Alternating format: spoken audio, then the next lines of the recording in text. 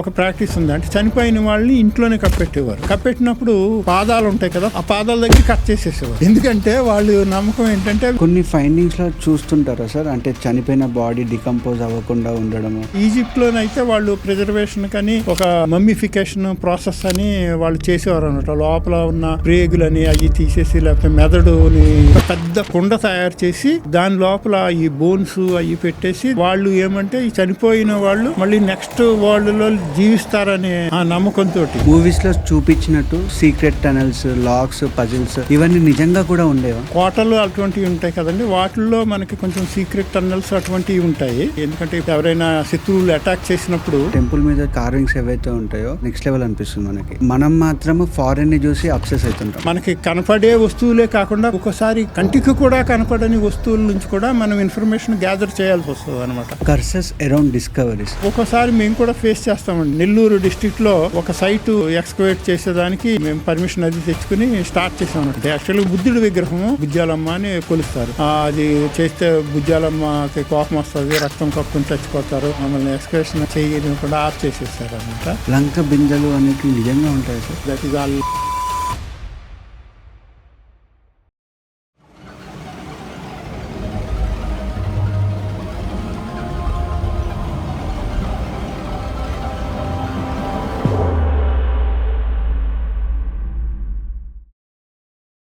నమస్తే సార్, ఎలా ఉన్నారు? నమస్కారం, బాగున్నాను. Thank you sir, thanks a lot. జనరల్గా ప్రతి మనిషికి ఉండే థాట్ ఏంటి అంటే what about our future. But కొంతమంది పాస్ట్ గురించి చదువుకోవాలనుకుంటారు అండ్ పాస్ట్ గురించి చదువుతారు కూడా. కాకపోతే ఆ పాస్ట్ వల్ల మన ఫ్యూచర్కి ఎటువంటి యూజ్ ఉంటుందో మనం ఈ పాడ్కాస్ట్లో డికోడ్ చేద్దాం sir. Welcome to Akshay Pabba. Thank you, thanks for your invitation. మన పాస్ట్ లైఫ్తో ఫ్యూచర్ ఎలా లింక్ అయి ఉంటుంది సార్? అంటే చాలా రకాలుగా ఉంటుందండి. ఎందుకంటే మన ప్రజెంట్ కల్చర్ అనేది ఏమంటే ఇది గ్రాడ్యువల్ ఎవల్యూషన్, సడన్గా మనము వచ్చిన కల్చర్ కాదు.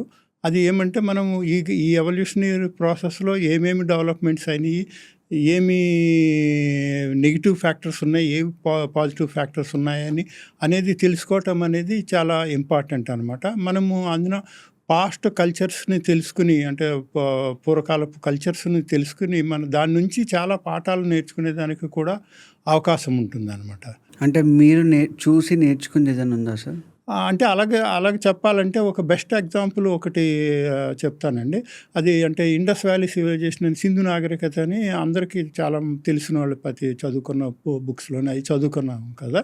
అంటే సుమారుగా 2500 BC ఆ టైంలో బాగా మెచ్యూర్ హరప్పన్ ఫేజ్ అని అంటాం అనమాట. ఆ పీరియడ్లోనే ఏమంటే అక్కడ ఈ సింధు నది పరివాహక ప్రాంతంలో అంటే ఫేమస్ సైట్స్ చెప్పాలంటే హరప్ప, మొహంజదారో, ధోలావీరా, లోథల్ ఇటువంటి సైట్స్ ఇవన్నీ కూడా సిటీస్ లాంటి సిటీ సివిలైజేషన్స్. ఇప్పుడు మనకి ఎలాగ సిటీస్ ఉన్నాయో అప్పుడు ఆ రోజుల్లో అంత పెద్ద సిటీస్ కింద ఉండేవి అనమాట.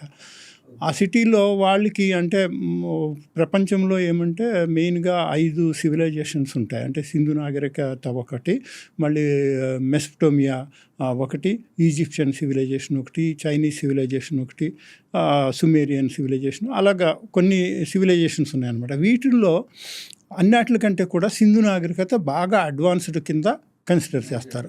ఎందుకు అడ్వాన్స్డ్ అంటే, ఒకటి వాళ్ళకి ఆ రోజుల్లోనే టౌన్ ప్లానింగ్ ఉండింది. టౌన్ ప్లానింగ్ అది కూడా సిస్టమేటిక్గా కార్డినల్ డైరెక్షన్స్ అంటే east, west, north, south follow అవుతా ఒక ఏమది మన చదరంగపు గడులు మాదిరిగా, అంటే చెస్ బోర్డు ప్యాటర్న్ అంటాం అనమాట.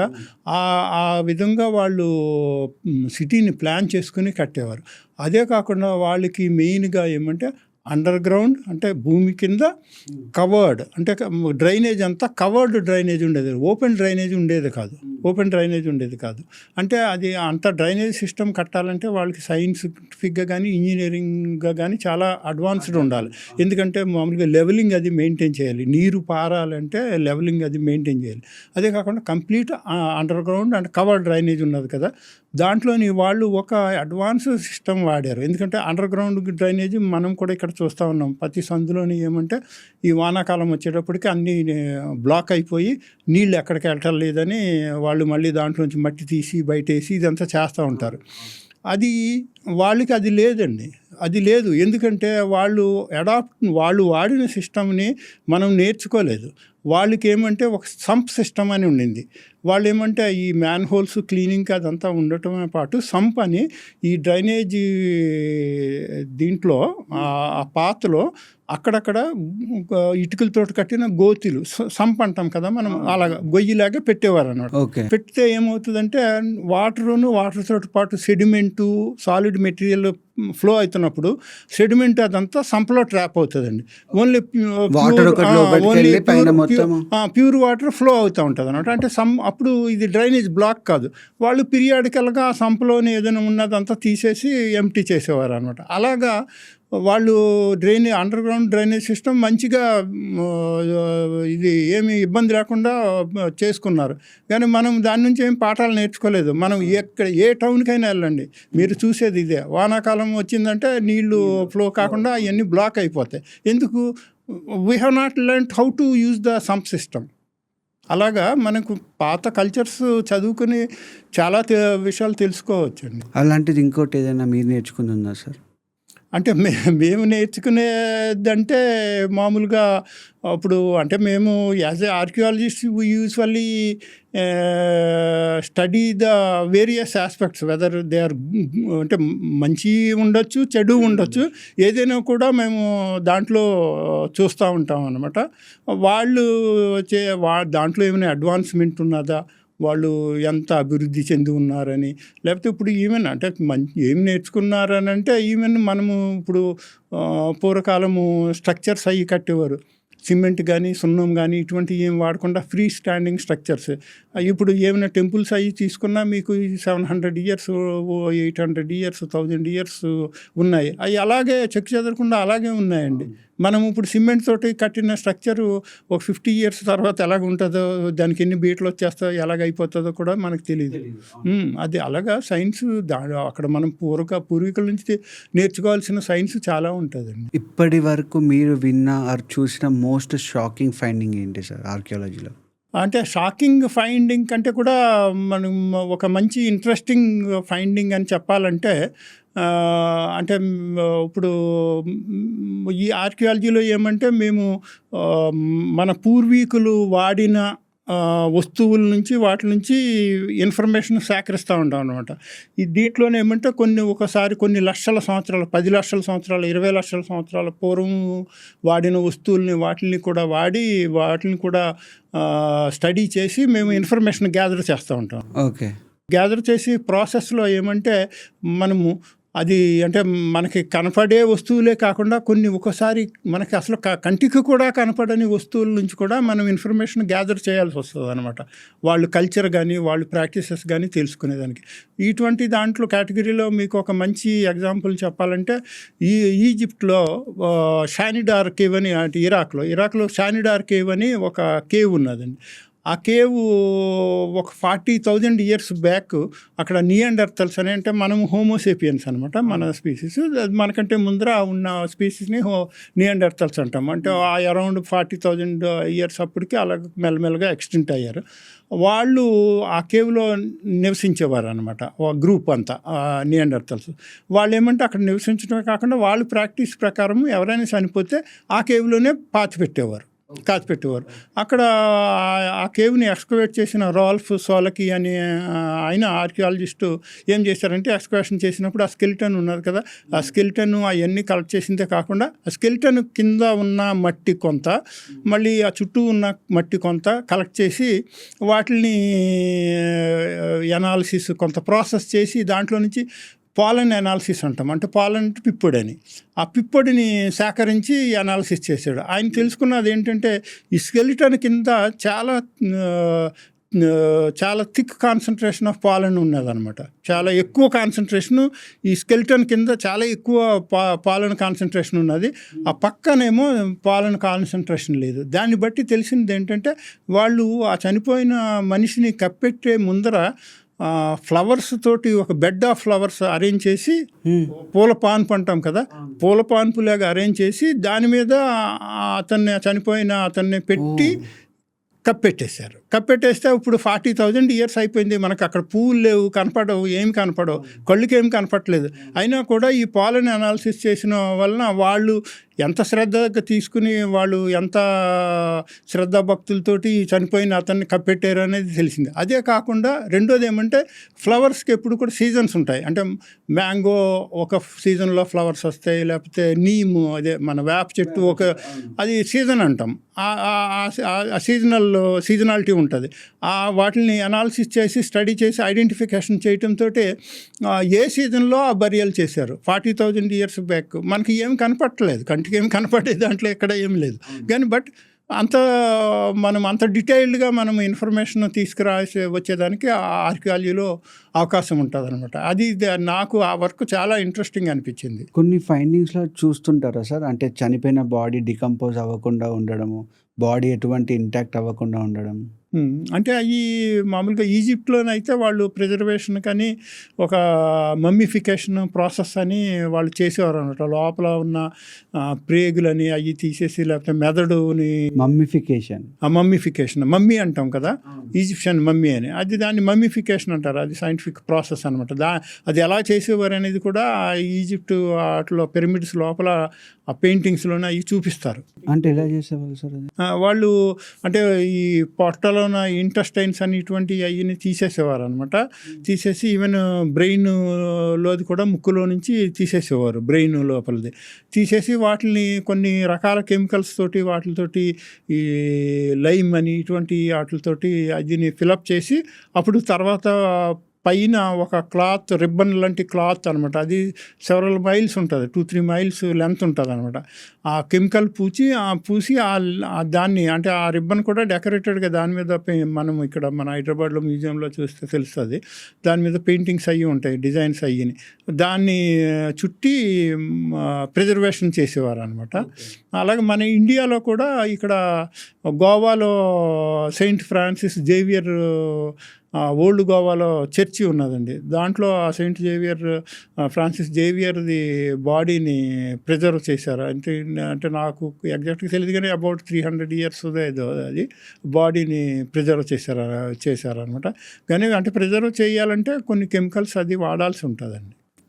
ప్రిజర్వ్ చేయాలంటే కెమికల్స్ అవి వాడితేనే ప్రిజర్వ్ అవుతాయి. లేకపోతే మామూలుగా అది బరియల్ అది చేసినప్పుడు ఏమంటే స్కిన్ అదంతా డిసింటిగ్రేట్ అయిపోయి ఓన్లీ బోన్స్ మాత్రం మిగులుతాయి. అవి సెవరల్ థౌజండ్స్ ఆఫ్ ఇయర్స్ అయినా కూడా బోన్స్ అది అలాగే ఉంటాయన్నమాట. ఇంకా ఎక్కువ సంవత్సరాలు లక్షల సంవత్సరాలు కప్పడిపోయి ఉండిపోతే కనుక అవి ఫాసిలైజేషన్ అంటారు. ఫాసిలైజేషన్ అవుతాయి. ఫాసిలైజేషన్ అంటే బోన్ అనేది యాక్చువల్గా బేసిక్గా కాల్షియం, ఎక్కువ పర్సంటేజ్ కాల్షియం ఉంటుంది. కానీ వాటర్ ఏమంటే దాని లోపలికి ఎంటర్ అవుతూ ఉంటుంది. వాటర్ లోపల ఏమంటే వాటర్లో సిలికా మెటీరియల్, సిలికా అంటే శాండ్ అనమాట. శాండ్ అంటే శాండ్ అనుకుంటాం కానీ శాండ్ కూడా కొంచెం పర్సంటేజ్ మెల్ట్ అవుతూ ఉంటుందండి. అందుకనే మనకు ఇప్పుడు మనకు పళ్ళు ఉన్నాయంటే అది సిలికా మెల్ట్ అయిన సిలికా మనకు ఉన్నది కాబట్టి మనకి పళ్ళు ఎనామిల్ అది తయారవుతుంది అనమాట. అది ఆ సిలికా మెటీరియల్ గ్రాడ్యువల్గా ఈ కాల్షియంని రిప్లేస్ చేస్తాం, మినరల్ రిప్లేస్మెంట్ అవుతుంది అనమాట. అయిపోయి అది స్టోన్ మాదిరిగా అయిపోద్ది అనమాట. దాన్ని ఫాసిలైజేషన్ అంటారు. కానీ ఫాసిలైజేషన్ అవ్వాలంటే కొన్ని లక్షల సంవత్సరాలు పడుతుంది అనమాట. ఏదైనా బరియల్ ప్రాక్టీస్ మిమ్మల్ని షాక్ అయినా లేదు అంటే అది ఎందుకు చేశారని తెలుసుకునేలా చేసిందా సార్? అంటే బరియల్ ప్రాక్టీసెస్ పూర్వకాలపు బరియల్ ప్రాక్టీసెస్ చాలా విభిన్నంగా ఉంటాయి, చాలా ఇంట్రెస్టింగ్గా ఉంటాయండి. ఇప్పుడు అంటే మెగాలిథిక్ బరియల్స్ అంటాం, అంటే బృహత్ శిలాయుగం యొక్క బరియల్స్ అంటాం అనమాట. వాటిల్లో ఏమంటే రకరకాలు ఉంటాయి. ఒక పద్ధతి ఏమంటే ఒక పెద్ద కుండ తయారు చేసి దాని లోపల ఈ బోన్స్ అవి పెట్టేసి వాళ్ళు ఏమంటే ఈ చనిపోయిన వాళ్ళు మళ్ళీ నెక్స్ట్ వరల్డ్లో జీవిస్తారనే ఆ నమ్మకంతో, అంటే కొంతమంది ఆ నమ్మకంతో అనమాట. నమ్మకంతో వాళ్ళకి కావలసిన ఫుడ్ ఐటమ్స్ మళ్ళీని వాళ్ళు ఉపయోగించినవి లేకపోతే వాళ్ళకి ఉపయోగపడే టూల్స్ అండ్ వెపన్స్ అంటాం కదా, వ్యవసాయ పనిముట్లని, కత్తులు, ఇటువంటి అన్నీ కూడా అవన్నీ పెట్టి కప్పెట్టేవారు అనమాట. అలాగే ఈ మెగాలిత్స్లోని వాళ్ళకి ఏమంటే స్పిరిట్, అది ఏమంటాం మనం, భూతం అని అటువంటి గోస్ట్, అదే స్పిరిట్ అండ్ గోస్ట్, ఇటువంటి వాటి మీద వాళ్ళకి నమ్మకం ఉండేదండి. ఎందుకంటే కొన్ని డాల్మెన్స్ అని ఇక్కడ మన తెలంగాణలో కూడా ఉన్నాయి. ఇక్కడ ఈ ఖమ్మం, వరంగల్, పాత ఖమ్మం, వరంగల్ డిస్ట్రిక్ట్స్లోనే అయ్యి అక్కడ రాయితోటి కట్టిన పెద్ద పెద్ద సమాధులకి ఒక స్లాబ్లో చిల్లు ఉంటుంది అనమాట. ఒక యూ షేప్డ్ కానీ ఇలాగ పలకలుగా ఒక చిల్లు పెడతారు. ఈ సమాధులు కొన్ని అండర్ గ్రౌండ్లో కూడా ఉంటాయి, వాటికి కూడా చిల్లు ఉంటుందండి. వాళ్ళ నమ్మకం ఏంటంటే ఈ చనిపోయిన వాళ్ళు స్పిరిట్ కానీ గోస్ట్ కానీ దాంట్లో నివసిస్తుంది, అది లోపలికి వెళ్ళి బయటకు వచ్చేదానికని దారి అనమాట. ఆ దారి చూపించేదానికి అది ఆ హోలు పెట్టిందే కాకుండా దాని ఎదురుగుండా పాసేజ్ అని మళ్ళీ 2 రాళ్ళు పాతుతారు, అంటే ఇది దారిని చూపించేదానికి. అలాగా వాళ్ళకి అటువంటి నమ్మకాలు ఉంటాయండి. అది ఇప్పుడు ఈ నమ్మకాల గురించి మనకి అంటే వీళ్ళకి స్పిరిట్ మీద నమ్మకం ఉంది, లేకపోతే నెక్స్ట్ లైఫ్ గురించి నమ్మకం ఉందని తెలుసుకునేదానికి మేమేమంటే ఒక బ్రాంచ్ ఆఫ్ ఆర్కియాలజీని ఎథ్నో ఆర్కియాలజీ అంటాం. ఎథ్నో ఆర్కియాలజీలో ఏమంటే ఇప్పుడు లివింగ్ ట్రైబ్స్ అటువంటి వాళ్ళని, అంటే కొంచెం రిమోట్ లొకాలిటీలో ఉన్న వాళ్ళు ఎక్కువ ఈ చేంజెస్ కల్చర్లో చేంజ్ లేని ట్రైబల్స్ని వాళ్ళని స్టడీ చేసి పాత వీటిని ప్రాక్టీసెస్ని అండర్స్టాండ్ చేసుకునేదానికి స్టడీ చేస్తాం అన్నమాట. దాంట్లోని ఒక ఇంట్రెస్టింగ్ ఇది ఉంటుందండి ఇన్ఫర్మేషన్.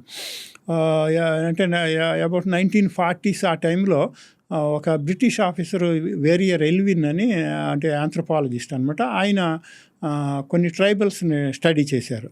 ఆయన రాసిన వాటిల్లో ఇక్కడ సవరాస్ అని మన అంటే నార్దర్న్ ఆంధ్రప్రదేశ్, మన తెలంగాణలోని లేకపోతే బస్తర్ డిస్ట్రిక్ట్ అటువైపున సవరా అని ఒక గ్రూప్ ఉంటుందండి. వాళ్ళు ఏమంటే ఈ మెగాలిథిక్ ప్రాక్టీసెస్ లాంటివి, అంటే ఇప్పుడు ఎవరైనా చనిపోతే ఒక రాయిని ఎలక్ట్ చేయటం, డాల్మెన్ కట్టడం, ఇలాంటివి వాళ్ళకి ఉన్నదన్నమాట. వాళ్ళు ఆయన రాసిన ఒక ఇంట్రెస్టింగ్ స్టోరీ ఉంటుంది. దాంట్లోనే ఏమంటే 2 బ్రదర్స్, ఒక సిస్టర్ ఉంటారనమాట ఫ్యామిలీలో. ఉంటే సిస్టరు ఏదో ఒక అనారోగ్యంతో చనిపోతే వాళ్ళు ఆ సిస్టర్ని మామూలుగా ఎక్కడో డిస్పోజ్ చేసి పుడిచిపెట్టి చేస్తారు. కానీ వాళ్ళు ప్రాక్టీస్ ప్రకారం ఏమంటే వాళ్ళు డాల్మెన్ కట్టి, అంటే ఆ స్పిరిట్కి షెల్టర్ కట్టి అప్పుడు అన్ని ఆఫరింగ్స్ అన్నీ పెట్టాలన్నమాట. పెడితే ఆ స్పిరిట్కి అన్నీ పెట్టాలి. కానీ వాళ్ళు అది చేయకపోతే ఈ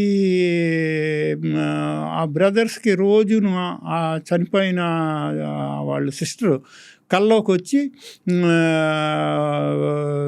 అన్నలారా నాకు ఇది షెల్టర్ కట్టలేదు, అంటే లేకపోతే నాకు ఆయిల్ పెట్టలేదు, నాకు ఏమి తినేదానికి ఏం పెట్టలేదు అని ఇలాగా రోజు కళ్ళకి వచ్చి ఏడుస్తూ ఉంటే వాళ్ళు కొన్ని రోజులు చూసి ఆ విలేజ్ పెద్ద దగ్గరికి వెళ్ళి, మా సిస్టరు ఇలా కళ్ళకి వస్తుంది, ఇలాగ ఏడుస్తూ ఉన్నది అని చెప్తే, అప్పుడు ఆయన చెప్తాడు, మీరు డాల్మెన్ కట్టలేదు, అది ఆ షెల్టర్ కట్టలేదు, మీరేమీ ఆఫరింగ్ చేయలేదు, అందుకని వస్తున్నదంటే అప్పుడు వాళ్ళు డాల్మెన్ కట్టేసి ఈ నూనె అని ఇటువంటివన్నీ ఆఫరింగ్స్ అన్నీ పెడతారనమాట. అప్పటి నుంచి ఆవిడ కళ్ళలోకి రావటం మానేసింది.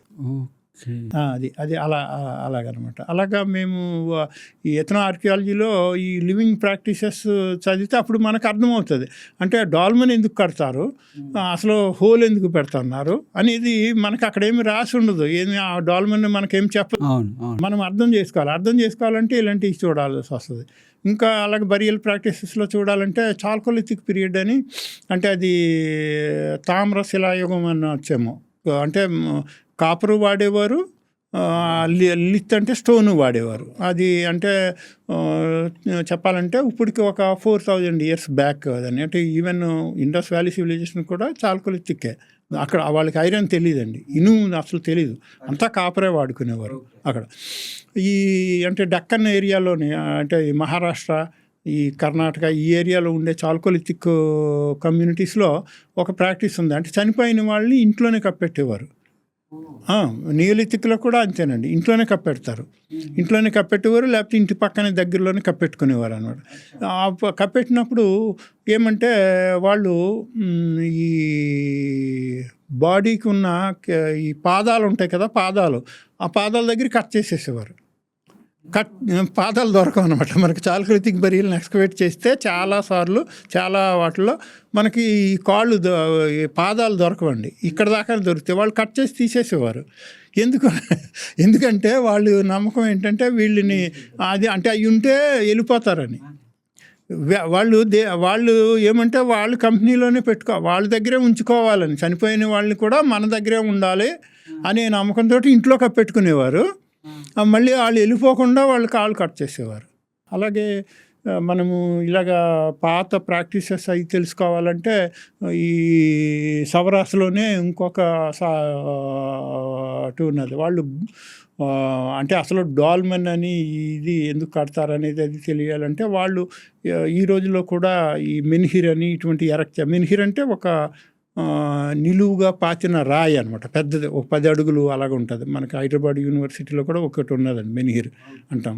అది ఈ మెమోరియల్ లాగా పాతారనమాట. అది పాతటానికి వాళ్ళు గౌర్ సెరిమనీ అని చేస్తారు. గౌర్ అంటారు. అంటే వాళ్ళు ఒక రిచువల్ అనమాట. ఆ గౌర్ సెరమనీ ఏమంటే ఎవ్రీ ఇయర్ చేయరు, ప్రతి సంవత్సరం చేయరండి. అంటే మాకు ఒక ప్రాబ్లం ఏమంటే మేము మగలిసి ఎక్స్కవేట్ చేసినప్పుడు మాకు ఒక బరియల్లో 4-5 ఈ స్కెలిటల్ రిమైన్స్, ఒకసారి 10 మంది ఈ బోన్స్ దొరుకుతాయి అన్నమాట. దొరికితే ఇంతమంది ఎందుకంటే అందరూ ఒకసారి చనిపోరు కదా, కొంతమంది ఒకసారి చనిపోరు. ఇన్ని ఎందుకు దొరుకుతున్నాయి అనేది మాకు ఒక క్వశ్చన్ అనమాట. దాన్ని మనకి తెలియాలంటే, దానికి ఆన్సర్ తెలియాలంటే మనము ఇలాగా ఏదైనా లివింగ్ ట్రైబ్స్ ఈ ప్రాక్టీసెస్ చేసేవాళ్ళు అబ్జర్వ్ చేయాలి. దాంట్లో వాళ్ళు ఈ గౌర్ సెరమనీ ఏమంటే 10 సంవత్సరం చేయకుండా వాళ్ళ దగ్గర ఆ కమ్యూనిటీ దగ్గర 3-4 విలేజెస్ అందరి దగ్గర ఇనఫ్ రిసోర్సెస్ అక్యుములేట్ అయినప్పుడు, ఎందుకంటే వాళ్ళు మోడర్న్ ఇలా కమ్యూనిటీస్ కాదు కదా, బాగా కొంచెం ట్రైబల్ కమ్యూనిటీస్, వాళ్ళు రిసోర్సెస్ తక్కువ, అడవి ప్రాంతాల్లో తెచ్చుకుని చేవాళ్ళు కదా, రిసోర్సెస్ ఉండవు. అందుకని గౌర్ సెరమనీ చేసే అన్ని రిసోర్సెస్ అంటే కొంచెం ఒక 4-5 బస్తాలు బియ్యం అని, ఎందుకంటే ఈ రైస్ బీర్ అని ఇటువంటివి తయారు చేయాలి. రైస్ అది ఉండి అదంతా ఫీస్టింగ్ చేయాలి. మళ్ళీ బఫెలోస్ని సాక్రిఫైస్ చేస్తారు. ఆ బఫెలోస్ని అవన్నీ సాక్రిఫైస్ ఇవన్నీ రిసోర్సెస్ అన్నీ అక్యుములేట్ అయితే 4-5 ఇయర్స్ అయినప్పుడు ఒక గౌర్ సెరమనీ చేస్తారు. గౌర్ సెరమనీ చేసినప్పుడు ఏమంటే వాళ్ళకి ఒక ప్రీస్ట్ ఉంటాడు. ఆ ప్రీస్ట్ పేరు సిద్ధమారన్ అని ప్రీస్ట్ ఉంటాడండి. ఆ ప్రీస్ట్కు ఒక్కడికే ఏ రాయి అయితే సూటబుల్లో అతనికి తెలుసును. అతను ఏమంటే అడవిలోకి వెళ్ళి ఈ మెన్హిర్ కింద పెట్టేదానికి ఏ రాయి సూటు అవుతుందని అడవిలో తిరిగి తెలుసుకుంటాడు. తెలుసుకున్నాక ఈ రాయి సూటబుల్ అని చెప్తే అప్పుడు ఆ విలేజ్ 3-4 విలేజెస్ వాళ్ళు అందరూ ఒక 200-300 మంది అదేనా తాళ్ళు అయ్యి వాడరండి. తాళ్ళు అయ్యి వాడకుండా ఈ ఫారెస్ట్ ట్విగ్స్ అంటాం, అంటే ఏంటది తీగలు ఉంటాయి కదా, అడవి తీగలు, అటువంటి తీగలతోటి పగ్గంలాగా అల్లుతారు. పెద్ద లావుది పొడుగ్గా అల్లుతారండి. అదైనా చెట్టును ఒక దానికి, అంటే మామూలుగా మనం వై షేప్లో ఉన్న చెట్టు ఉంటుంది కదా, అటువంటి దాన్ని లావు దొంగలు ఉన్న దాన్ని కొట్టి ఆ రాయిని దాని మీద పెట్టి, ఎందుకంటే అది చాలా హెవీ ఉంటుంది, ఒక 2 టన్స్ అలాగ ఉంటుంది, అది 2-3 టన్స్. రాయి ఎక్కడో ఒక 3-4 కిలోమీటర్స్ అవతల ఉన్నదనుకోండి, అక్కడ నుంచి లాక్కొస్తారు. ఆ కర్ర మీద పెట్టి ఈ ట్విగ్స్ని కట్టి లాక్కొస్తారు అనమాట. లాక్కొచ్చి అప్పుడు దాన్ని ఎరెక్ట్ చేస్తారు. అది ఎరెక్ట్ చేసినప్పుడు ఈ అంతకుముందర గౌరి సెరమనీకి ఈ గౌరి సెరమనీకి మధ్యలో ఒక 5-10 మంది చనిపోయి ఉంటారు కదా, వాళ్ళు ఇనీషియల్గా వాళ్ళు పొలాల్లోనే వాళ్ళు ఎక్కడో కప్పెట్టుతారనమాట చనిపోయిన వాళ్ళని. అక్కడ తవ్వి అప్పుడు కొన్ని బోన్స్ కలెక్ట్ చేసి ఇక్కడ పెడతారు. ఇప్పుడు ఏమవుతుంది, తవ్వినప్పుడు వాళ్ళు ఇక్కడ కప్పెట్టాం అని కరెక్ట్గా గుర్తుండకపోయినప్పుడు ఒకసారి తల దగ్గర తవ్వచ్చు, ఒకసారి కాళ్ళ దగ్గర తవ్వచ్చు, అలాగే అవుతాయి అనమాట. అందుకనే మనకి రకరకాల బోన్లు వస్తాయి అనమాట. ఇవన్నీ అర్థం కావాలంటే మనము వాళ్ళు లివింగ్ ప్రాక్టీసెస్ కూడా స్టడీ చేయాల్సి వస్తుందండి. ఎథ్నో ఆర్కియాలజీ అని దాంట్లో. కోతి నుంచి మనిషి పుట్టాడు అన్నది నిజమా? అంటే కోతి నుంచి మనిషి పుట్టాడని కాదు, కానీ కోతి నుంచి మనిషి ఎవాల్వ్ అయ్యాడు అనేది అంటాం మంచిది. ఎందుకంటే మనం అంటే ఇది హ్యూమన్ ఎవల్యూషన్ అంటాం అనమాట. హ్యూమన్ ఎవల్యూషను మనము వెనక్కి చూసుకుంటే సుమారుగా 2 కోట్ల సంవత్సరాల పైన చరిత్ర ఉంటుందన్నమాట. అంటే ఫస్ట్ గుండా మనకి ఈ ప్రైమేట్స్కి రిలేటెడ్ వీటిని అంటే స్పీసీస్ చూసుకుంటే వాటిని 5 మంకీస్ అని ప్రైమేట్స్ అని 5 ప్రైమేట్స్ అని ఈజిప్ట్లో అక్కడ ట్రేస్ అయినాయి అనమాట. అవి సుమారుగా 2 కోట్ల సంవత్సరాల పూర్వం అయ్యి. ఆ తర్వాత ఎవల్యూషనరీ స్టేజ్లో మనము రామాపిథెకస్ అని కీనియాపిథెకస్ అని అవి సుమారుగా 1,20,00,000 సంవత్సరాలు అలా. అప్పటికి అంటే ఆ స్టేజ్లో ఆ రామాపిథెకస్ స్టేజ్లో అంటే విచ్ కుడ్ బి లింక్ మన హ్యూమన్ ఎవల్యూషన్కి లింక్ చేసే దాంట్లో అప్పటికి ఈ రామాపిథెకస్ ఇటువంటి అంటే మనకి మొత్తం స్కెలిటన్ అంతా దొరకలేదన్నమాట. ఎక్కువ జా బోన్స్ స్కల్లో కొంత పార్ట్స్ అటువంటివి దొరుకుతాయి. ఎందుకంటే ఈ జంతువులు చాలా మట్టుకు ఈ మాంసాహార జంతువులు ఉంటాయి కదా, పుల్లని సింహాలని ఇటువంటి కార్నివరస్ అటాక్స్లో చనిపోతూ ఉంటాయి అన్నమాట. కార్నివరస్ అటాక్స్ చేసినప్పుడు ఏమంటే బాడీ అంతా కన్జ్యూమ్ చేసినా కానీ ఎస్పెషల్లీ జా ఏరియాని కన్జ్యూమ్ చేయవు. ఎందుకంటే ఇక్కడ టీత్ ఉంటుంది కదండి. టీత్ ఏమంటే అది వాటిని కొరికినా ఏమైనా కూడా అదంతా ఎనామిలు అదంతా ఇసుక మాదిరిగాను అలాగా వస్తుంది కదా. అందుకని ఆ జాను ఒకటి చాలా మట్టుకు కన్జ్యూమ్ చేయవన్నమాట. అందుకని అది సర్వైవ్ అవుతుంది అనమాట. ఆ ఫాసిల్స్ మనకి ఎక్కువ ఈ రామాపిథెకస్ ఇటువంటి వాటిలో ఆ జా బోన్స్ అని లేకపోతే స్కల్కి సంబంధించిన బోన్స్ అని అటువంటి వాటిని దొరికితే వాటి నుంచి రికన్స్ట్రక్ట్ చేస్తే అప్పుడు రామాపిథెకస్ స్టేజ్లో అబౌట్ 4.5 feet మానవుళ్ళు 4.5 feet అలాగా ఆ హైట్లో ఉన్నారనమాట. బ్రెయిన్ కెపాసిటీ చాలా తక్కువ, 500-600 cc అలాగా ఉండింది. ఆ తర్వాత ఆస్ట్రలోపిథెకస్ అని ఆ స్టేజ్ అంటే సుమారుగా ఒక 60 లక్షల సంవత్సరాల పూర్వము అప్పుడు ఆస్ట్రలోపిథెకస్ అంటాము. అప్పటికి బ్రెయిన్ కెపాసిటీ కొంచెం పెరిగి ఒక 1000 cc దాకా వచ్చింది. అప్పటికి ఇంకా కూడా అంటే ఫేస్లో కొంచెం ఎలాంగేషను, ఇక్కడ ఈ బ్రో రిడ్జెస్ అంటాము. అంటే ఈ మనకు ఇప్పుడు కన్ను రెప్పలు ఉన్నాయి కదా 2 కింద, అలా కాకుండా ఒకటే రిడ్జ్ కింద ఉండేది అనమాట. ఆ రిడ్జ్ కింద ఉండి ఇంకా హెవీ ఈ దంతాలు అవి చాలా హెవీగా ఉండి అలాగ ఎవల్యూషన్ అయ్యిందనమాట. ఆ తర్వాత నెక్స్ట్ స్టేజ్లోకి చూసుకుంటే హోమో ఎరెక్టస్ అని అవి సుమారుగా హోమో ఎరెక్టస్ అనేది సుమారుగా 4 లక్షల సంవత్సరాల నుంచి అలాగా అనుకోవచ్చు అనమాట. ఆ తర్వాత హోమో హెబిలస్ అని, ఆ తర్వాత నియాండర్తల్స్ అని, అంటే మనము ఇప్పుడేమో హోమోసేపియన్స్ అంటాము. హోమోసేపియన్స్ కంటే ముందర ఉండింది నియాండర్తల్స్ అంటే ఒపీనియన్స్ డిఫర్ అవుతాయి కానీ సుమారుగా 4 లక్షల నుంచి 40,000 దాకా అని, కొంతమంది 2 లక్షల నుంచి 40,000 దాకా ఆ పీరియడ్లో ఉన్నారని. నియాండర్తల్ స్టేజ్కి వచ్చేటప్పటికి హోమో ఎరెక్టస్ అప్పటికే అంటే 2 కాళ్ళతో నట్టం అలాగా బైపెడలిజం అది వచ్చేసింది. హోమో ఎరెక్టస్ స్టేజ్లో ఉన్నప్పుడే కొంచెము ఈ స్టోన్ టూల్స్ని అది వాడటం అది మొదలుపెట్టారనమాట. ఆ తర్వాత ఈ నియాండర్తల్స్ వాళ్ళు స్టోన్ టూల్స్లో అనేది బాగా ఎక్స్పర్ట్ అయ్యి మిడిల్ పాలియోలిథిక్ పీరియడ్ అని, ఫ్లేక్ టూల్స్ అని అటువంటివి అవి వాడేవారు అనమాట. ఈ నియాండర్తల్స్ మన హోమోసేపియన్స్ కంటే కొంచెం డిఫరెంట్గా ఉండేవారండి. వాళ్ళు బాడీ అంటే అది నేను ఐసేజెస్ అని చెప్పాను కదా, అది కోల్డ్ పీరియడ్ అనమాట. కోల్డ్ పీరియడ్లో సర్వైవ్ అయ్యేదానికి బాడీ ఆ రకంగా అడాప్ట్ అయ్యి వాళ్ళు స్టేచర్ కొంచెం ఇప్పుడున్న హోమోసేపియన్స్ కంటే కొంచెం తక్కువ ఉండేది. ఈ మెడ భాగము కూడా కొంచెము అంత లెంత్ ఉండేది కాదు. ఈ బాడీ ఏమో కొంచెం సిలిండ్రికల్గా ఉండేది అనమాట. ఇప్పుడు మన బాడీ కొంచెం ఫ్లాటిష్గా ఉంటుంది, వాళ్ళది కొంచెం సిలిండ్రికల్గా ఉండేది అనమాట. అంటే సిలిండ్రికల్గా ఉంటే ఏమవుతుందంటే సర్ఫేస్ ఏరియా తగ్గితే హీట్ కొంత డిసిపేషన్ తగ్గుతుందని.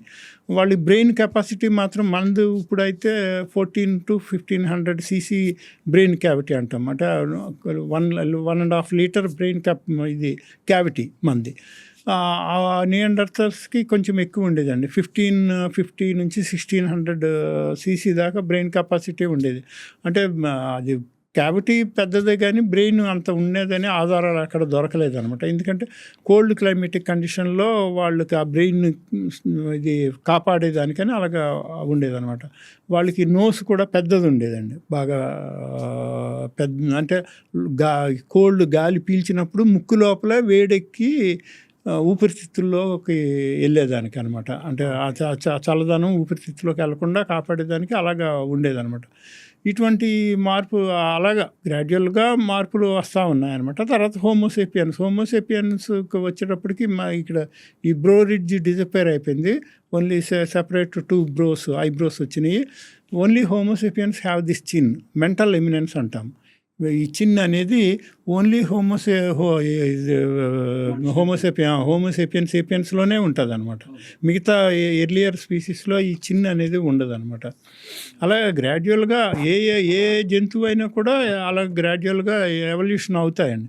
ఇప్పుడు ఐసేజెస్లో ఈ ప్లాస్టిసిన్ పీరియడ్ అంటాం అనమాట. ఐసేజెస్లో ఈ ఏనుగులకు వాటికి బాగా ఒంటి నిండా బొచ్చు ఉండి వాటిలో దంతాలు కూడా చాలా పొడుగ్గా 10-15 ఫీట్ దంతాలు ఉండేవి అనమాట. వాటిని మ్యామోత్ అనేవారు. వాటి బాడీస్ కూడా కొన్ని దొరికినాయి. అంటే ఈ పోలార్ రీజియన్స్లోని అది ఐస్ లోపల కప్పడిపోయి అటువంటి బాడీస్ కూడా దొరికినాయి అనమాట మ్యామోత్స్. వాటికి బాగా ఫర్ ఉంటుందండి. లేకపోతే ఈ ప్లాస్టిసిన్ పీరియడ్లో ఇప్పుడు గుర్రం, మంచి జాతి గుర్రం అనుకోండి, 6-7 ఫీటు హైట్ ఉంటుంది. మనిషి కంటే కూడా ఎత్తుగా వాళ్ళు చెయ్యేస్తేనే దాని భుజం మీద మనం ఇలా పైకి చెయ్యెత్తి వేయాల్సి వస్తుంది. అది 6-7 ఫీట్ ఉంటుంది. కానీ ప్లాస్టిసిన్ పీరియడ్లో వచ్చేటప్పటికి 4.5 ఫీట్ హైట్ ఉండేవి. అలాగా ఎవల్యూషనరీ మార్పులు వస్తూ ఉంటాయి అన్నమాట. అలాగా ఈ ప్రైమేట్స్లో వరాంగుటాంగ్, చింపాంజీ, గొరిల్లా, ఈ మన హ్యూమన్స్, వీళ్ళందరూ ఈ ప్రైమేట్ జాతికి చెందినవారు అనమాట. వాళ్ళల్లో నుంచి అలా గ్రాడ్యువల్గా ఎవల్యూషన్ మీద వచ్చినారు. అంటే యాక్చువల్గా మనం ఈ ఎవల్యూషనరీ ప్రాసెస్లో మెయిన్ ఈవెంట్ చూసుకోవాలంటే హౌ ద హ్యూమన్స్ హ్యావ్ అంటే మనుషులు డిఫర్ అయ్యి మిగతా జంతువుల కంటే అలాగా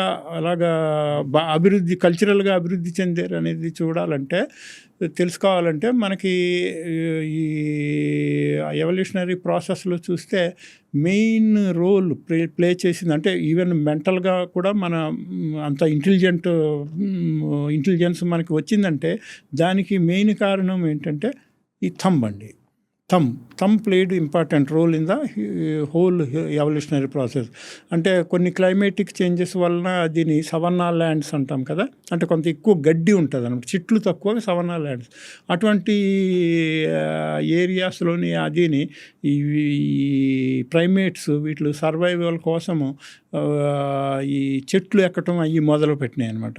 ఈ చెట్లు ఎక్కటంలో ఏమంటే ఈ ఫ్రంట్ లెగ్స్కి ఉన్న ఈ టోస్ 5, అంటే ఈ ఫింగర్స్ని టోస్ అంటాం కదా, ఈ వాటికి ఒక క్యాపబిలిటీ, అంటే ఈ కొమ్మల ఈ పట్టుకోవటంలో ఒక క్యాపబిలిటీ ఏమంటే అపోజింగ్ థంబ్ అంటాం. అపోజింగ్ థంబ్ అంటే ఈ థంబ్ ఏమో ఇటు పక్క చూస్తూ ఉంటే ఈ టోస్ ఇటు పక్క చూస్తూ ఉన్నాయి, అపోజింగ్ థంబ్ అంటాం.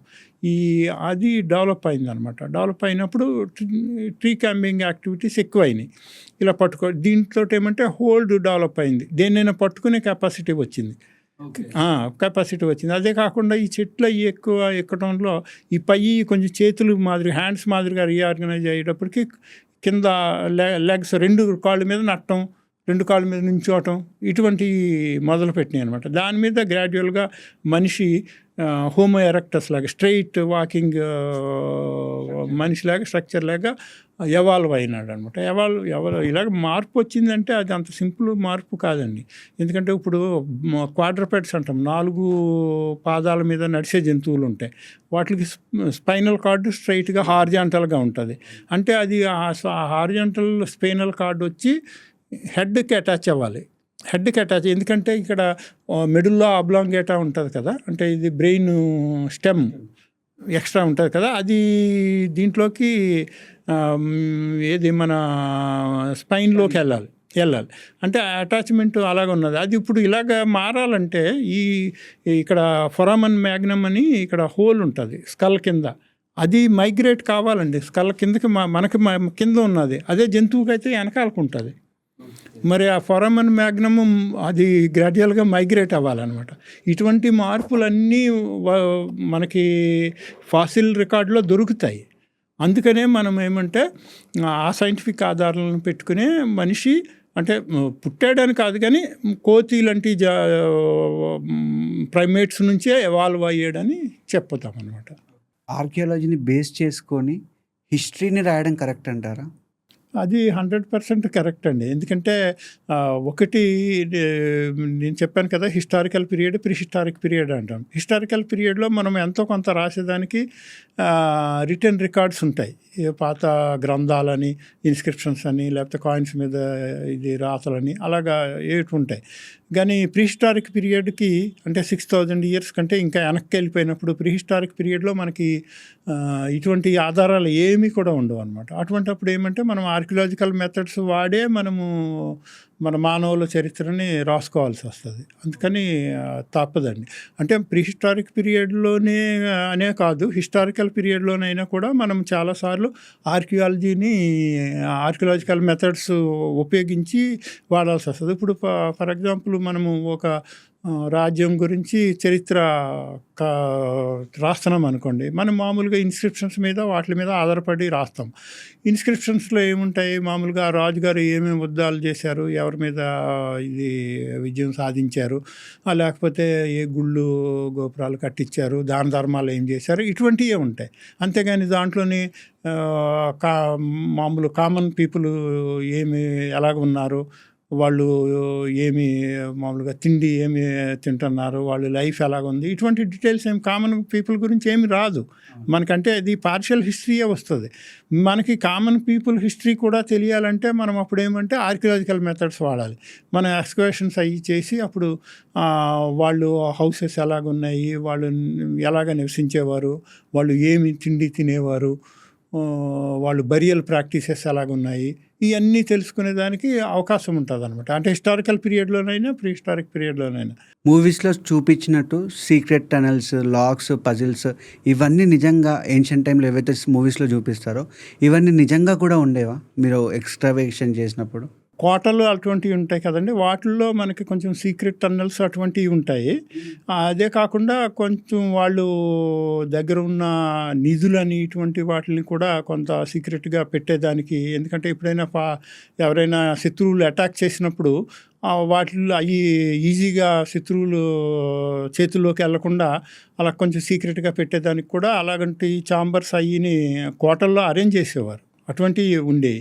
మనకి ఇటువంటి ఏమంటే మనకి ఒక 1000-1500 సంవత్సరాల నుంచి చరిత్ర ఉన్న స్ట్రక్చర్స్లో మనకి కనిపిస్తాయి. అంతకంటే పాత స్ట్రక్చర్స్లో మనకి ఉన్నట్టుగా ఎవిడెన్స్ లేదు ఎక్కడ. అంటే పూర్వకాలం ఏమంటే ఈ బ్యాంక్స్ అని ఇటువంటివి లేవు కాబట్టి కామన్ పీపుల్ ఏం చేసేవారంటే ఈ వాళ్ళ దగ్గర ఏదైనా డబ్బులు, బంగారం, అంటే మెయిన్గా వాళ్ళు డబ్బులు అంటే కూడా ఎక్కువ బంగారము, వెండి వస్తువులు ఇటువంటి వాటిని కుండలోనో లేకపోతే రాగి పాత్రలోనో పెట్టి ఎక్కడో కప్పెట్టడం అని అలాంటివి చేసేవారు. ఒకసారి ఇంట్లోనే కప్పెట్టుకునో లేకపోతే ఇంకొకసారి ఎక్కడైనా పొలంలో కప్పెట్టుకుని అలాగ చేసేవారు అనమాట. అటువంటివి ఏమవుతాయంటే మాకు అంటే ఎక్స్కవేషన్ చేసినప్పుడు కానీ లేకపోతే ఒకసారి చాలాసార్లు ఈ పొలాలు దున్నుతున్నప్పుడు ఇలాంటప్పుడు అవి బయటకు వస్తూ ఉంటాయి. ఇది లంకి బిందులు అని అలాగా అంటారు కదా, అవి ఒకసారి పెద్ద కొండలు కూడా ఉండొచ్చు, ఒకసారి చిన్ని కూడా ఉండొచ్చు. ఎక్కువ రాగి బిందులు అటువంటివి వాడి వాటిలో పెడుతూ ఉంటారు అనమాట. అందుకని అలాగా ఒకసారి నిధులు అటువంటివి దొరుకుతూ ఉంటాయి. లంక బిందెలు అనేటివి నిజంగా ఉంటాయా సార్? అంటే మనము పేరు లంక బిందులని పెడతాం కానీ ఆ రోజుల్లోని వాటిని సేఫ్టీగా పెట్టుకునేదానికి వాళ్ళకి సరైన మార్గం లేదు కాబట్టి అలాగ కప్పెట్టుకునేవారు అనమాట. పొలాల్లో కానీ ఇళ్ళల్లో కానీ ఇళ్ళ దగ్గరలో కానీ కప్పెట్టేవారు. ఒకసారి ఏమవుతుందంటే ఏదో ఒక కారణాల వలన వాళ్ళు అంటే మర్చిపోరు కానీ వాళ్ళు చనిపోవటం అని, అయితే ఎవరైతే పెట్టారో ఆయన చనిపోవటము అటువంటివి ఏమైనా అయినప్పుడు అవి అక్కడ ఉండిపోతాయి అనమాట. అటువంటి అప్పుడు ఎప్పుడు బయటపడతాయో మనకు తెలియదు. ఎప్పుడైనా మీకు ఎక్స్కవేషన్లో ఎప్పుడైనా లంక బిందెలు దొరికాయా? ఉంటాయి. కాకపోతే ఏమంటే మాకు ఎక్స్కవేషన్‌లో దొరికినయి అది వెండైనా, బంగారమైనా లేకపోతే రాగి అయినా అన్నీ మాకు సేమ్ విలువే. మేము ఎవిడెన్షియల్ వాల్యూ చూసుకుంటాము. అంటే దానివల్ల మనకి ఎంత ఇన్ఫర్మేషన్ వస్తుంది, ఎవిడెన్స్ ఏంటనేది. అంతేగాని మాకు అది బంగారం అయితే ఎక్కువ విలువ, రాగి అయితే తక్కువ విలువ అని అలాగా కాదనమాట. ఒకవేళ ఒక పర్సన్‌కి అలాంటి లంక బిందెలు దొరికితే ఏం చేయాలి సార్? ఇది మంచి క్వెశ్చన్ అండి. ఇది జనరల్ పబ్లిక్ కూడా ఇది తెలియాల్సిన విషయము. ఏమంటే ఇప్పుడు సపోజ్ ఎవరైనా వాళ్ళ స్థలంలో ఏదో ఒక యాక్టివిటీ చేస్తున్నప్పుడు నేల లోపల కనుక ఏదైనా నిధి దొరికిందనుకోండి, అది లంకి బిందె కానీ ఏదైనా కాయిన్స్ కానీ ఏదైనా నిధి దొరికినప్పుడు అది దాన్ని ట్రెజర్ ట్రోవ్ యాక్ట్ కింద వస్తుందండి. ట్రెజర్ ట్రోవ్ యాక్ట్ అని దాని కింద వస్తుంది. ఆ యాక్ట్ ప్రకారం ఏమంటే అది దొరికినప్పుడు ఆ పర్సన్ దాన్ని గవర్నమెంట్కి సరెండర్ చేయాలి. గవర్నమెంట్ కంటే రెవెన్యూ ఆఫీసర్స్కి వాళ్ళకి రికార్డెడ్గా ఇదిగో ఇన్ని కాయిన్స్ దొరికినాయి, ఇంత వెయిట్ ఉన్నాయి దొరికినాయి అని చెప్పి వాళ్ళకి రికార్డెడ్గా వాళ్ళకి సరెండర్ చేయాలి. సరెండర్ చేసిన వలన ఈయనకేం నష్టం ఉండదండి. సరెండర్ చేస్తే వాళ్ళు ఏమంటే అప్పుడు అంటే usually collector it goes to the collector దగ్గరికి వెళ్ళినాక కలెక్టర్ గారు ఆర్కియాలజీ డిపార్ట్మెంట్కి వాళ్ళకి ఇన్ఫామ్ చేసి వాళ్ళు పరిశీలించి ఇది ముఖ్యమైనవి అనుకుంటే కనుక గవర్నమెంట్ ఎక్వైర్ చేస్తుంది, గవర్నమెంట్ తీసుకుంటే రూల్స్ ప్రకారం ఏమంటే అది 100 రూపాయలు విలువైంది అయితే గవర్నమెంట్ 120 రూపాయలు ఇస్తుందండి. అంతే. 1,00,000 రూపాయలది విలువ అయితే 1,20,000 ఇస్తుంది. అంటే 1/5 ఎక్స్ట్రా దాన్ ఇట్స్ వాల్యూ ఇస్తుంది అనమాట. అందుకని వీళ్ళకేం నష్టం ఉండదండి, లాభమే కానీ నష్టం ఉండదు. అందుకని దొంగచాటుగా ఇప్పుడు అదే అలా చేయకుండా దొంగచాటుగా కరిగిందామని చూశారు, అది గవర్నమెంట్కి తెలిసింది, అప్పుడు గవర్నమెంట్ కేసు ఉంటుంది. రెండోది ఆ మెటీరియల్ అంతా కన్ఫిస్కేట్ చేస్తారు. అందుకని గవర్నమెంట్కి సరెండర్ చేయటమే మంచిదండి. అది మంచిది. మళ్ళీ దీంట్లోనే ఇంకొకటి కూడా ఉంటుంది. అదే మీరు ఎవరైనా లేబరర్ని ఎంప్లాయ్ చేస్తే అక్కడ ఏదో పునాది తవ్వుతున్నారు, అతనికి దొరికింది లేబరర్కి, అప్పుడు అది గవర్నమెంట్కి సరెండర్ చేస్తే అప్పుడు ఏమంటే దాంట్లో 80% గోస్ టు ద లేబరర్. అది 80% లేబర్కి వెళ్ళి 20% ల్యాండ్ ఓనర్కి వస్తుంది. అది అలా యాక్ట్ ప్రకారం అలాగా ఉంటుంది. ద్వారకాలో ఒక పంచాయతీ ఆఫీస్ని డిమాలిష్ చేసి తవ్వితే దాంట్లో విష్ణుమూర్తి టెంపుల్ వచ్చింది ఫస్ట్ లేయర్లో. దాన్ని ఇంకా డీప్గా డిగ్ చేస్తే సెకండ్ లేయర్లో ఇంకో టెంపుల్ వచ్చింది. ఇంకా అలా తవ్వుకుంటూ వెళ్తే థర్డ్ లేయర్లో కూడా ఇంకో టెంపుల్ వచ్చింది. సో ఇది ఎలా పాసిబుల్ అయింది అసలు? అంటే అది నార్మలేనండి, క్వైట్ నార్మలే. ఏమంటే ఏదైనా ఒక టెంపుల్ కానీ ఏదైనా కట్టారనుకోండి, అది ఒక 100 సంవత్సరాలు 200 సంవత్సరాలు బాగానే ఉంటుంది. దానికి ఎక్స్పాండ్ చేసి ఇంకా పెద్ద టెంపుల్ కట్టాలని, లేకపోతే ఒకళ్ళకి ఏదైనా దానికి శిథిలావస్థలోకి వచ్చినప్పుడు దానికి మళ్ళీ రిపేర్ చేయాలని, అటువంటి అప్పుడు ఏమంటే దాన్ని కొంత ఫౌండేషన్ దాన్ని మిగిలిపోయినా కూడా దాని మీద మళ్ళీ కడతారనమాట. అదే కాకుండా ఏమవుతుందంటే ఈ నగరాలు వీటిల్లోని ఈ మనుషులు అలాగే అక్కడే ఒక కొన్ని వేల సంవత్సరాలు 100 సంవత్సరాలు నివాసం ఉన్నప్పుడు ఆ స్థలం యొక్క హైట్ పెరుగుతూ ఉంటుంది అనమాట. అంటే మనిషి అక్కడ నివసిస్తున్నప్పుడు స్థలం హైట్ ఎలా పెరుగుతుంది సార్?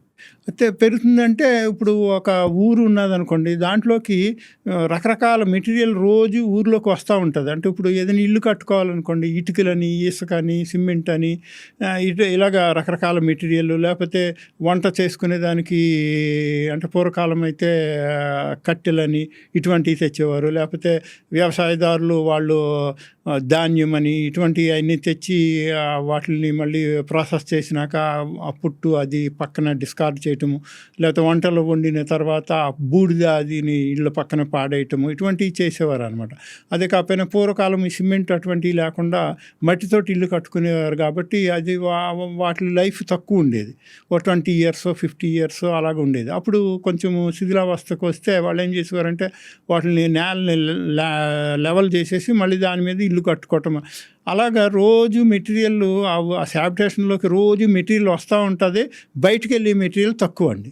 బయటికి ఇప్పుడు ఇటుకలు ఏదైనా పాడుపడిపోయినాయి, పగిలిపోయినాయి అది అంటే అక్కడ పక్కనే పాడేస్తారు, కానీ అది మళ్ళీ జాగ్రత్తగా పట్టుకుని వెళ్ళి ఎంత దూరం నుంచి వచ్చాం అంత దూరానికి ఎవరు పట్టుకెళ్ళరు. అలాగా లోపలికి చాలా మెటీరియల్ వస్తుంది, కానీ బయటికి మెటీరియల్ చాలా తక్కువ వెళ్తుంది అనమాట. దాని మీద ఏమవుతుందంటే హ్యాబిటేషన్ హైట్ పెరుగుతూ ఉంటుంది అనమాట. అప్పుడు అటువంటి పరిస్థితిలో ఏమంటే ఈ గుళ్ళు అని అయ్యిని అలాగా హైట్ పెరిగినప్పుడు వాటిని ఆ ప్రజెంట్ లెవెల్కి తెచ్చేదానికి ఒకసారి అలాగా ఒక లేయర్ మీద ఇంకొక లేయర్లోకి వస్తాం. ఒక 300-400 సెంచరీస్ అయినాక అలాగా వచ్చేదానికి అవకాశం ఉన్నాయి. చాలా చోట్ల అలాగా దొరికినాయి కూడా. ద్వారక, రామసేతు లాంటి డిస్కవరీస్ అన్నీ కూడా మన హిస్టరీస్ని ప్రూవ్ చేస్తున్నాయా, లేదు అంటే దేవుడు అనే కాన్సెప్ట్ నమ్మకాన్ని మనలో ఇంకా పెంచుతున్నాయా? అంటే మనము దీన్ని అంటే హిస్టారికల్గా చూడాలని అనుకుంటే హిస్టారికల్గా కానీ, లేకపోతే ఆర్కియలాజికల్ పర్స్పెక్టివ్గా చూడాలంటే మనకి రెండు వాటికి సంబంధించిన రామాయణం, మహాభారతానికి సంబంధించిన రెండు వాటి గురించి ఆధారాలు దొరుకుతాయి అన్నమాట, మనకి దొరుకుతాయి. అది అంటే సుమారుగా ఇప్పుడు ఈ మహాభారతం ఉన్నదనుకోండి, సుమారుగా 8800 BC అంటే క్రీస్తుపూర్వం 800 సంవత్సరాలు అప్పుడు కురుక్షేత్ర యుద్ధం అది అయ్యిందని అలాగా కొన్ని ఆధారాలు అదిని మనకి ఎక్స్కవేషన్లో హస్తినాపుర ఎక్స్కవేషన్ అటువంటి దగ్గర దొరికినాయి అనమాట. ఇప్పుడు రామసేతు అనేది యాక్చువల్గా అది ఒక న్యాచురల్ ఫీచర్ అనమాట. న్యాచురల్ ఫీచర్ని అంటే ల్యాండ్ బ్రిడ్జ్ అంటాము. ల్యాండ్ బ్రిడ్జ్ అంటే ఈ India land mass, south India land మాస్కి శ్రీలంకకి ల్యాండ్ మాస్కి మధ్యన కనెక్షను. అది ఏమంటే మనము ఇది అర్థం చేసుకోవాలంటే, ఈ రామసేతు ఇటువంటిదని అర్థం చేసుకోవాలంటే మనము ఈ భూమి యొక్క క్లైమేటిక్ హిస్టరీ తెలియాలన్నమాట. మనకి మానవులకి ఎలాగైతే చరిత్ర ఉన్నదో అలాగే భూమికి కూడా దాని ఓన్ హిస్టరీ ఉంటుంది అనమాట. అంటే అది భూమి ఏమంటే సుమారుగా 480 కోట్ల సంవత్సరాలు, దాన్ని 4.8 బిలియన్ ఇయర్స్ ఓల్డ్ అని అంటారు అనమాట. ఈ 480 crore ఇయర్స్ లో భూమి చాలా రకాల మార్పులు చెందిందనమాట, దాని హిస్టరీ. దాంట్లో అంటే వేరియస్ ఇరాస్ అంటాం, అంటే Precambrian, Cambrian, Palaeozoic, Mesozoic, Cenozoic అని అంటారు. ఈ మానవులకు సంబంధించిన వరకు సెనోజోయిక్లోనే ఉంటుందండి. అంటే ఆ సెనోజోయిక్ అనేది ఎన్నో లక్షల సంవత్సరాల పూర్వం ఉందనమాట. ఆ సెనోజోయిక్ని కూడా మళ్ళీ సబ్ డివైడ్ చేసి టెర్షియరీ అండ్ క్వాటర్నరీ అని డివైడ్ చేస్తారనమాట. మళ్ళీ మానవుల చరిత్రకి క్వాటర్నరీ ఇంపార్టెంట్ అనమాట. ఈ క్వాటర్నరీ పీరియడ్లో ఐసేజెస్ అనేవి ఉండేయండి. ఐసేజెస్ అంటే 4 ఐసేజెస్, గూంజ్, మిండల్, రిస్, ఊమ్ అని 4 ఐసేజెస్ ఉండేవి. ఉర్మ్ అనేది బాగా రీసెంట్ ఐసేజ్ అనమాట. అది సుమారుగా ఒక 20,000 years బ్యాక్ అది ఎండ్ అయ్యింది అనమాట. ఈ ఐసేజెస్ అప్పుడులో ఏమయ్యేదంటే మన భూమి యొక్క వాతావరణం బాగా చల్లబడిపోవటంతో ఈ సముద్రంలో ఉన్న నీళ్లు ఆవిరి అయినప్పుడు అది వెళ్ళి భూమి మీద అంటే యూరోప్లోని ఈ టెంపరేట్ జోన్స్లో ఐస్ కింద ఫార్మ్ అయిపోయాయి అనమాట. ఐస్ కింద ఫార్మ్ అయినప్పుడు ఏమయ్యి సముద్రం మట్టం కిందకి దిగిపోయేది అనమాట. దగ్గర 100 meters పైన 150 meters అలాగా సముద్ర మట్టం కిందకి దిగిపోయేది అనమాట. దిగిపోయినప్పుడు ఏమంటే ఈ ల్యాండ్ బ్రిడ్జెస్ అవి ఎక్స్పోజ్ అవుతాయి. అంటే మన కాంటినెంట్ కూడా ఇంకా పెద్దది కింద కనిపిస్తుంది అనమాట. ల్యాండ్ ఎక్కువ ఎక్స్పోజ్ అవుతుంది. ఇటువంటి చేంజెస్ ఉన్నాయన్నమాట. అటువంటి చేంజెస్లో ఎక్స్పోజ్ అయినప్పుడు మళ్ళీ అంటే 4 ఐసేజెస్ అన్నాను కదా, గూంజ్, మిండల్, రిస్, ఊమ్ అని. ఈ 4 ఐసేజెస్లో అటువంటి ఫ్లక్చుయేషన్స్ అయినప్పుడు కలిగిన ల్యాండ్ బ్రిడ్జ్ ఇంకా కొంచెం వెడల్పు ఉన్నా కూడా అది ఎరోజన్కి అయ్యి ఇంకా సన్నబడుతుంది అనమాట. But it suggest that both these land masses were once upon A time connected అని. ఆ ఐసేజెస్లో మనము సౌత్ ఇండియా నుంచి శ్రీలంకకి నడుచుకుని వెళ్ళే అవకాశం కూడా ఉంటుంది అనమాట. అలాగా అది మేము అలాగే సైంటిఫిక్గా చూస్తామన్నమాట. కొన్ని వేల సంవత్సరాల క్రితం ఉన్న ద్వారక ఎలా అయితే బయటపడిందో, రీసెంట్గా జీజస్ వేసుకున్న బట్టలు కూడా దొరికాయని చెప్పారు. సో ఆర్కియాలజీ ఎందుకు ఎప్పుడు రిలీజియస్ డిబేట్నే బయటికి తీసుకొస్తుంది? అలా రిలీజియస్ డిబేట్ గురించి అని ఆర్కియాలజీ ఏం వర్క్ చేయదండి. అలా మేము చేసే రీసెర్చ్ చాలా వైడ్గా ఉంటుంది. ప్రీహిస్టారిక్ కల్చర్స్ నుంచి అన్ని కల్చర్స్ చేస్తారు. దాంట్లో ఒక్కోసారి కొన్ని డిస్కవరీస్ ఇలా రిలీజియస్ ఆస్పెక్ట్స్కి రిలేటెడ్గా ఉండవచ్చు.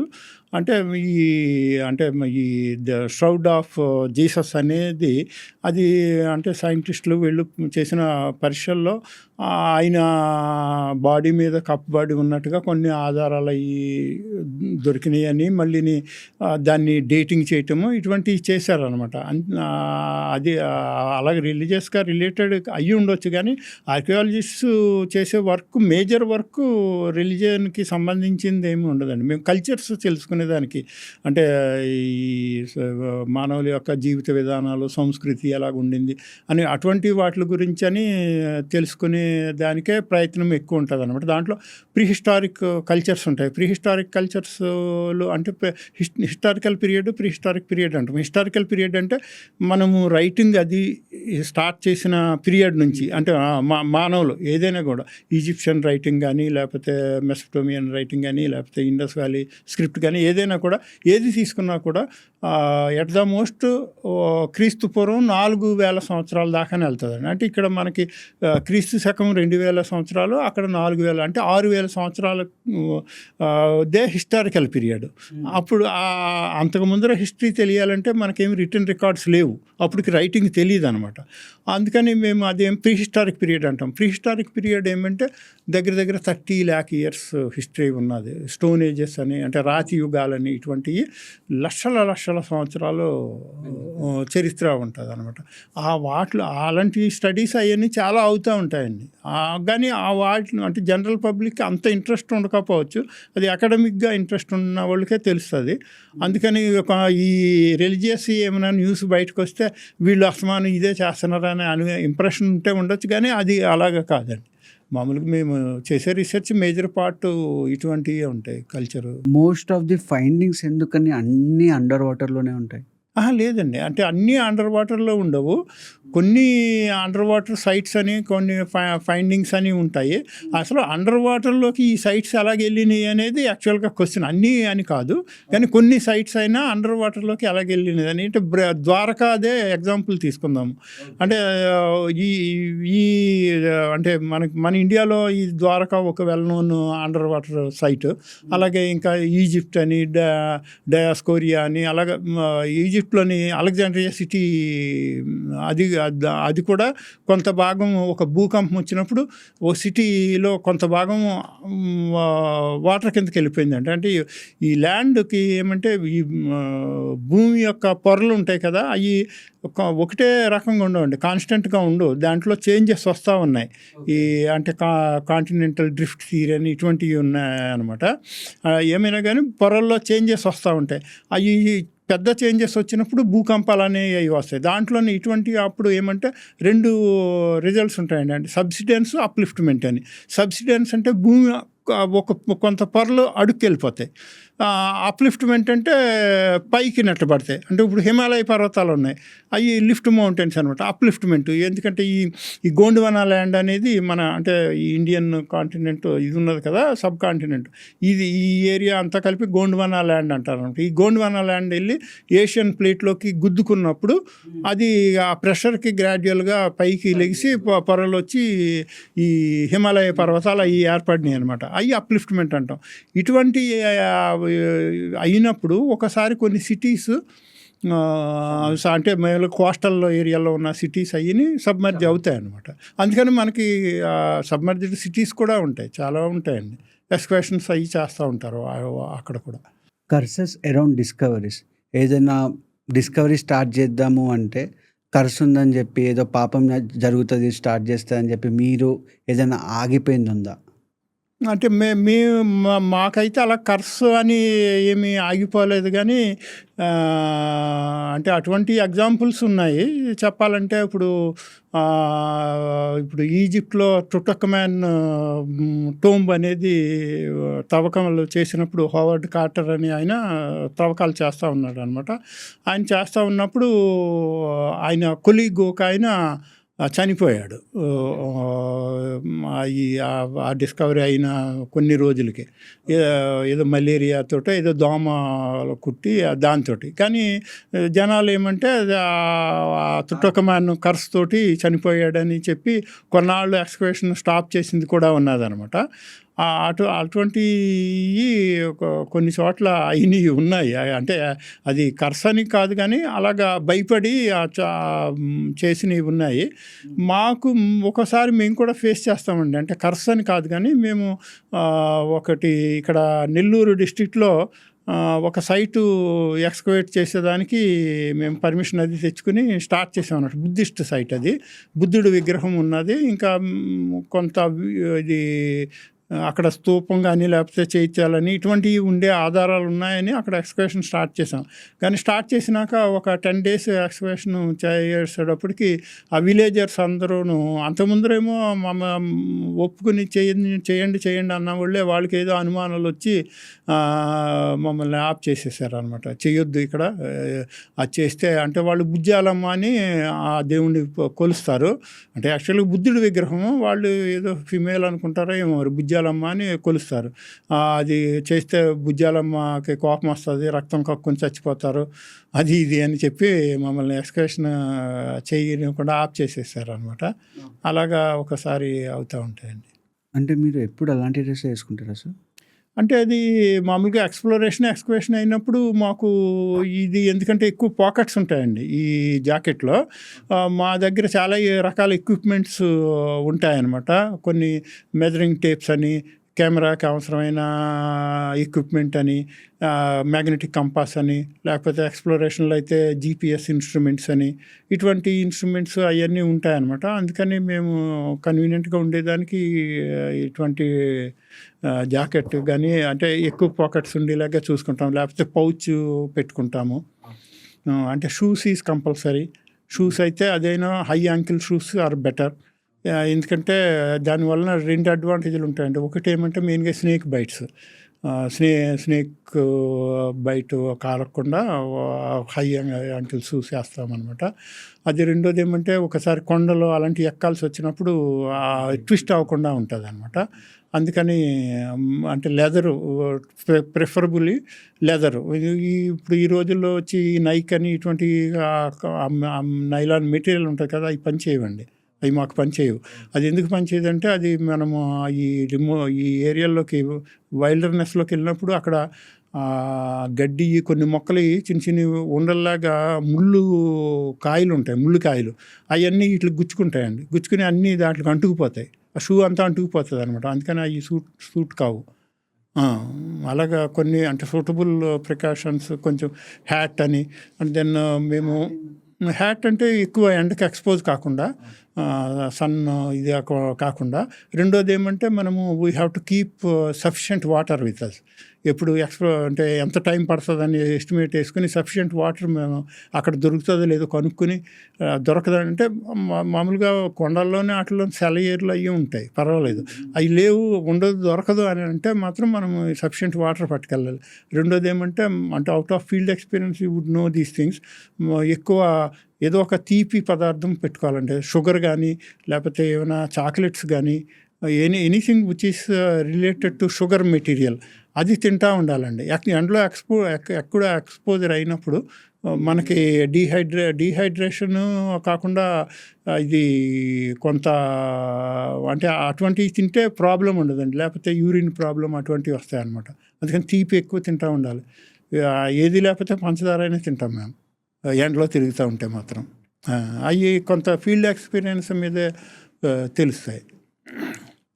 Thank you sir. Thanks a lot for your time. ఒక ఆర్కియాలజీ లైఫ్ ఎలా ఉంటుంది అండ్ వాళ్ళ ఫైండింగ్స్ ఎలా ఉంటాయి అని చాలా డీటెయిల్డ్గా చెప్పారు. Thanks a lot. Thank you very much. Thanks for your kind invitation. It is an opportunity for me. Thank you. Thank you.